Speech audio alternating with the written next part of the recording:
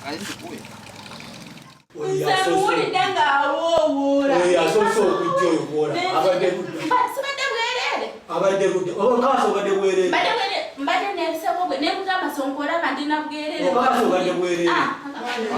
11 omuvubuka gwe bayita Sonkaze ngadduka nampita nangamba kansala omubbi atubba jangu omulabe ng'abantu bakuŋŋaanye.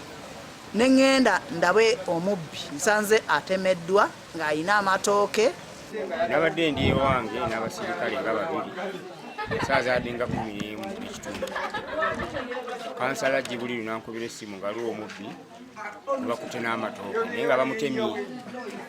Yagezezaako okulwanagana ne nannyini matooke, nannyini mutooke n'amusinza amaanyi n'amutemya omukono n'omutwe.